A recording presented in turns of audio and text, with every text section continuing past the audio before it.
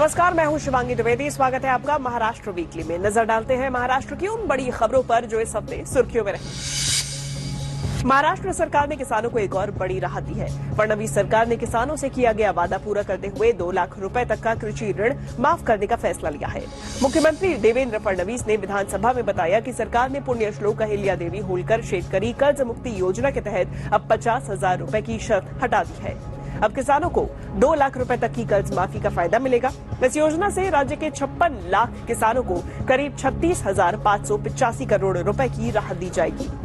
सरकार ने किसान ऋण माफी योजना में दूसरी बड़ी राहत देते हुए ये शर्त भी खत्म कर दी है कि किसानों को अनुदान पाने के लिए साल 2026-27 में फसल ऋण का भुगतान करना होगा। महात्मा फुले कर्जमाफी योजनेतले जे लोक होते ज्यांना 50,000 रुपयापर्यंत आपण म्हटलं होतं त्यांनाही 2 लाखापर्यंत कर्जमाफी झाली। महाराष्ट्र सरकार ने राज्य परिवहन निगम को आर्थिक रूप से मजबूत बनाने के लिए पुनर्विकास का बड़ा फैसला लिया है। मुख्यमंत्री देवेंद्र फडणवीस ने निर्देश दिए हैं कि हर डिपो की व्यावसायिक क्षमता के मुताबिक विकास योजना तैयार की जाए और परियोजनाओं को पब्लिक प्राइवेट पार्टनरशिप यानी कि पीपीपी मॉडल के तहत तेजी से आगे बढ़ाया जाए। परियोजनाओं से होने वाली आय को एस्क्रो खाते में जमा करके दूसरे डिपो के विकास में भी इस्तेमाल किया जाए। महाराष्ट्र के मुख्यमंत्री देवेंद्र फडणवीस ने नागपुर में महर्षि सुदर्शन वाल्मीकि वसाहत और प्रधानमंत्री आवास योजना 2.0 के तहत स्वप्न पूर्ति आवास परियोजना का भूमि पूजन किया। इस मौके पर उन्होंने घोषणा की कि लाज पागे समिति की सिफारिशों के आधार पर करीब 500 लोगों को जल्द नियुक्ति आदेश दिए जाएंगे। मुख्यमंत्री ने सफाई कर्मियों और समाज के हर वर्ग के आर्थिक सामाजिक उत्थान की प्रतिबद्धता जताई है। वहीं कार्यक्रम में केंद्रीय मंत्री नितिन गडकरी ने जानकारी दी कि परियोजनाओं से 800 से 900 परिवारों को पक्के घर मिलेंगे। महाराष्ट्र के मुख्यमंत्री देवेंद्र फडणवीस ने आषाढ़ी वारी के दौरान आयोजित चरण सेवा अभियान में हिस्सा लिया और वारकरियों की सेवा को ही सच्ची विठ्ठल सेवा बताया। उन्होंने संत ज्ञानेश्वर और संत तुकाराम महाराज की पालकियों का आशीर्वाद लेकर सेवा कार्य में शामिल होने को सौभाग्य बताया और स्वयं सेवकों के प्रयासों की सराहना की।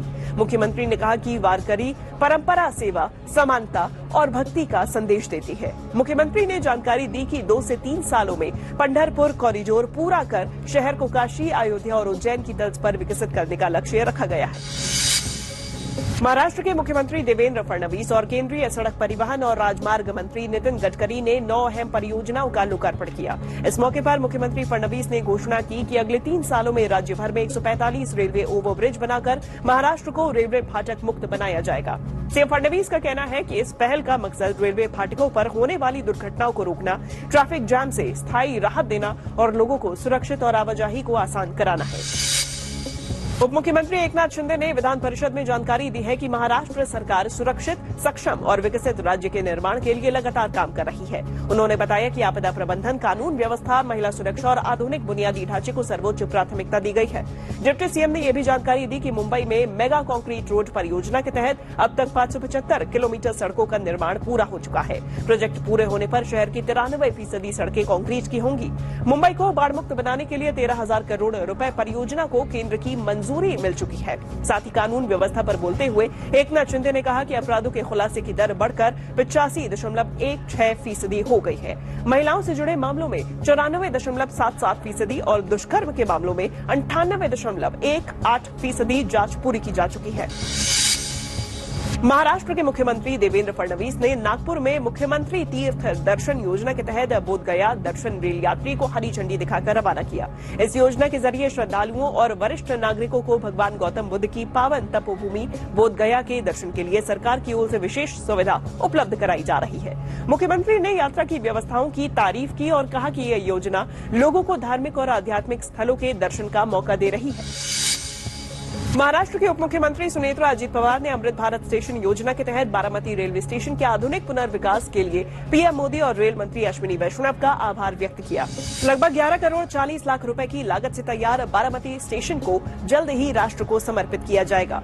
डिप्टी सीएम सुनेत्रा अजित पवार ने जानकारी दी कि 1914 से इतिहास समेटे स्टेशन को आधुनिक सुविधाओं से लैस किया गया है।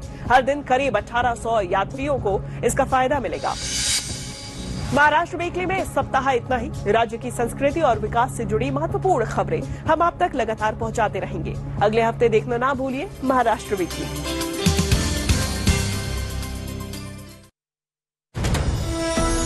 आप देख रहे हैं न्यूज